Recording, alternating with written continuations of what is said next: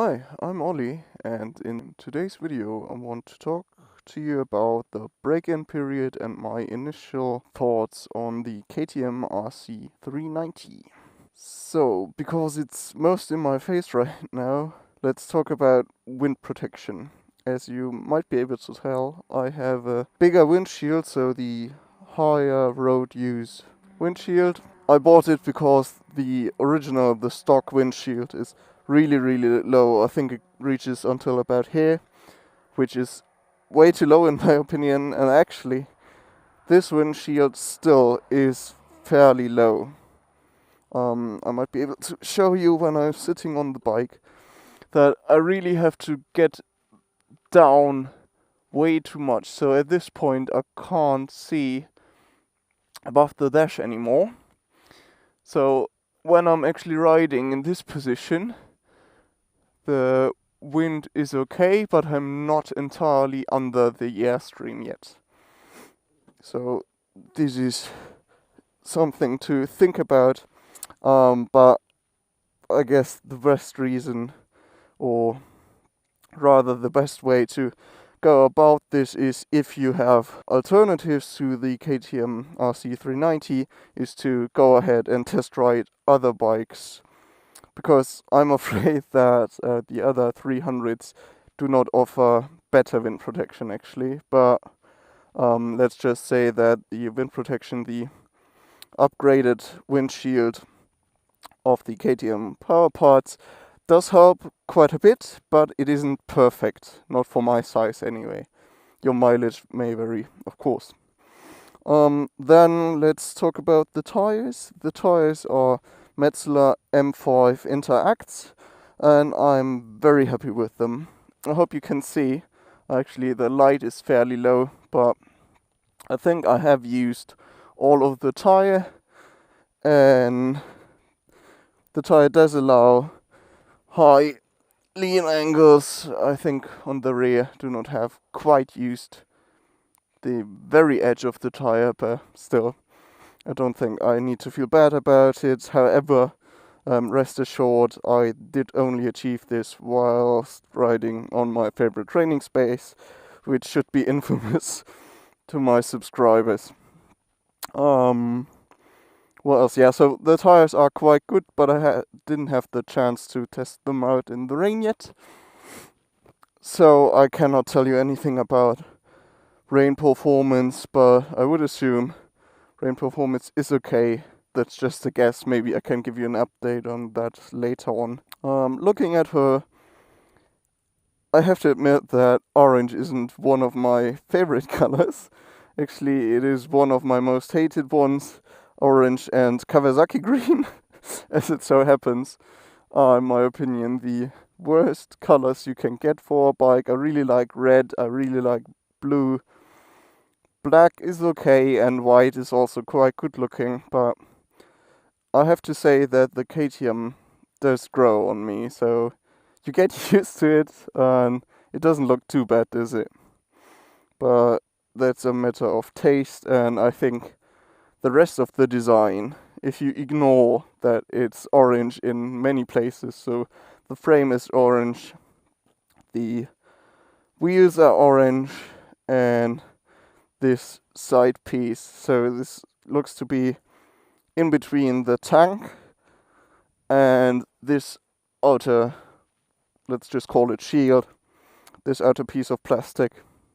So we have three big parts that are orange, and we have an orange accent down here on the generator cover, and I think there's another one. Yes, there's another one on the engine cover. So a lot of orange, but again, like I said, if we ignore that, the overall design, of the KTM is very good looking. I really like it. The rear is especially great. I don't know about the exhaust. I would say the exhaust is okay, but this tail light really looks amazing. Very nice. I also liked how they integrated this more or less squidgy pillion seat into the rear, which just looks like it's one piece.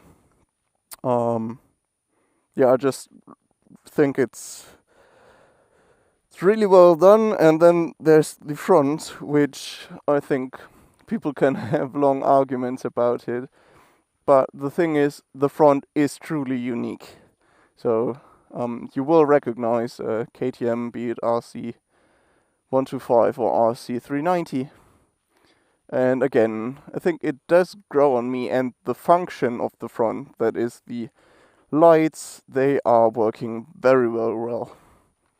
But I have to say that I also come from a bike where the light for a long time had been ill-adjusted, and it was a year 1999, so I wasn't too happy with those lights, but the lights of the RC 390 are really great.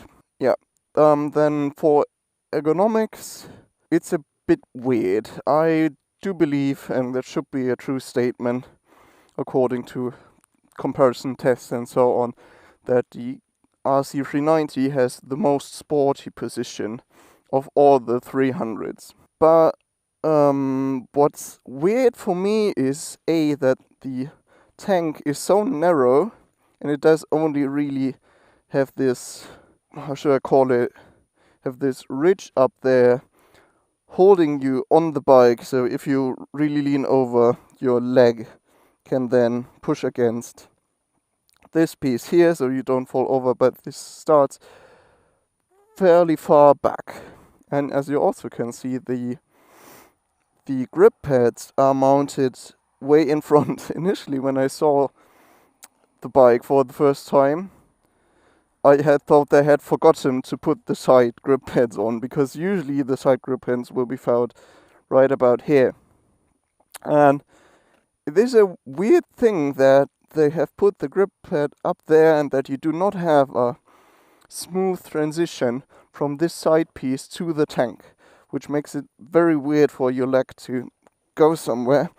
I can also show you some footage that I made in my garage, but for demonstration sake, I hope you can see it up from here. So typically my leg would rest up there, but if I want to raise my leg a bit, it does rest against the tank.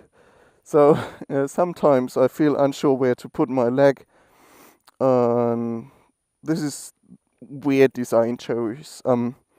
If here we would find a smooth area and the grip pad sort of was right about here, covering the entire area, I would feel a lot better. But on the other hand, I can say that while riding, it doesn't make a difference at all.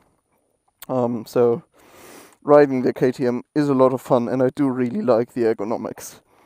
You have enough space on the seat to move around, and the seating position is sporty, but it isn't uncomfortable for me. Again, saying that I do come from a Suzuki SV650S, so it was a sport touring kind of bike. I'm just into sportier seating positions. So the seating position and the rest of the ergonomics of the R390 really feel good to me. Then, since I'm holding on to it, I really like the front brake. Rear brake also is okay. And clutch also is very nice. It's very easy to go. It is an assisted slipper clutch. One of the key benefits, which I recently saw that the new RSV4 from Aprilia doesn't have, both of the levers are adjustable, which is a great feature. And I think when they can manage to put such a feature on a sort of cheap bike, which the KTM is, I mean, it is a lower class vehicle, or middleweight, whatever you want to call it, usually will be in the smaller CC comparisons, since this bike can have it and the RSV4 cannot. I mean, what the fuck, manufacturers, what are you doing? Yeah, then let's turn her on. And now we see the dash. If you have seen my test ride of the Yamaha R3, you will know that I do not really like this dash, but like the orange color, you really get used to it, and it is functional. On top here you can see the RPM. Here you have the kilometers per hour or miles per hour, depending where you live. Here we have the odometer, then we can switch between our current fuel consumption, trip 1, trip 2, and I think there's a third mode. Then we have a fuel indicator, which already is fairly low, and we have a cooling fluid temperature gauge. Speaking of gauges and switches, as you can see, most of the switches are illuminated, which is a really great feature. It has a premium look actually, and I really like it, and it will be helpful when I continue riding and I get into the night as it becomes darker and darker. So why don't we continue riding on? Well, now the engine has cooled down a bit. Doing frequent stops and letting the engine cool down is one of the things that I do as it is proposed by the braking in guidelines from the Ford 9 channel. I have mentioned them in my last video, and the thing is, you probably know who they are if you are a frequent visitor of the YouTube website. So let's talk about engine characteristics. It is a one-cylinder, and you can feel the difference of a one-cylinder engine to a two-cylinder like the R3 was. But it doesn't matter too much, or there are no negative sides, let's say, when you are actually riding. Where you can feel it is when you do your figure of 8 exercises, because in first gear, when you are between 3000 and 5000 RPM, the throttle can be a bit twitchy, and it makes it hard but not impossible to use in a smooth manner. So that is something to consider, but I don't think it will make a huge difference to most of you, unless you really like to practice your slow maneuvers without engaging the clutch. So you can always use the clutch to smoothen out the way power is delivered when riding at slow speeds and, let's say, suboptimal RPM ranges for this little 373 cubic centimeter engine. I have to say, I do not really feel the power difference, but looking back at my test ride video, it does seem that the overall power and the torque of the KTM is indeed higher, but it might also be that it's just the increased rev band. The KTM does rev up until 9500, but you can extend that with a special piece of kit or upgrade or whatever they call it to 10,500. But the Yamaha stock, I think, had its red line at 12,500, so there is more RPM to use.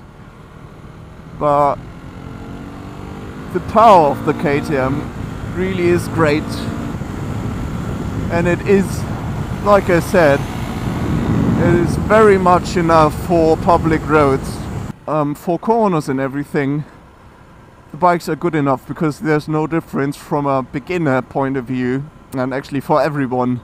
I do not think that I would ride particularly faster on a 600 through corners. And on the straights, unless you really want to worry about losing your license, the 300 also is plenty of power. According to the spec sheet, the highest speed of the RC390 is 160 kilometers per hour, which is plenty, and from the test ride of Red Renner's RC390 I can tell you that it is quick enough for the autobahn, so it should be quick enough for any type of highway. So you really should be covered on all fronts.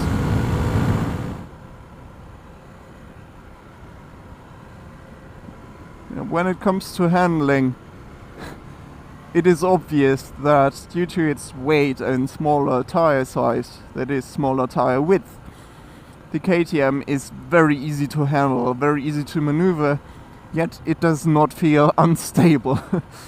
At least not at the speeds that I have ridden it, so again, for my purposes, for usual road use on the more or less premium German roads, with a few bumps here and there depending on which area you are in, so far I haven't had any issues with the steering and handling of the KTM, which I think should be expected, especially when you are, like me, coming from a heavier, larger bike.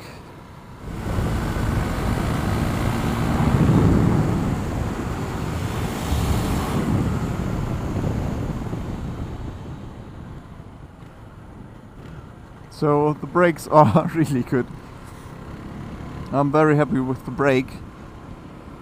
Front brake, that is. Rear brake, I don't know, it's okay, but it's a bit weird using the rear brake with ABS, because the way that you can feel the ABS engaging is quite unusual. You don't feel it as strongly. Actually, I think you only really can tell when you are using the front brake as well, so that the rear becomes light and lifts up a bit. Then you can tell that the rear might move ever so slightly and then stop moving again. At least that's what I found in the few braking exercises that I did, since I do have the bike. There is also to say the front ABS, I feel it does kick in fairly quickly. I don't think in those cases when I was practicing it did necessarily have to kick in. Actually, there's no one behind me. There should be no one coming out, so let's try.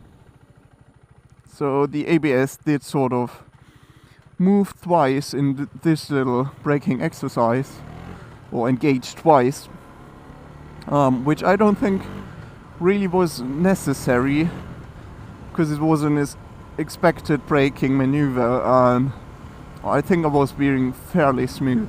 But it does feel very reassuring, you feel very safe. It's not like it does stop to brake at any point. The mirrors are sort of in between being very good and just being okay. It depends very much on your body position, how much you can see, and it is a bit weird the way you adjust them, because sometimes it seems that you want to adjust them in a way that they show more of yourself, but also make it possible if you move out the sorry. But they also make it possible, if you adjust them in that way, to see who is right behind you rather than being to your left or to your right respectively. Let's give you a quick difference between high beam and low beam. This is low beam, and with high beam you can see like the sign back there does become illuminated, so it is very illuminating. And with that, I hope you like this short video, and I will say goodbye before it does become impossible for the camera to really capture anything meaningfully, and I hope that you could see something up until this point, and I hope to see you in the next video. So bye bye, good night.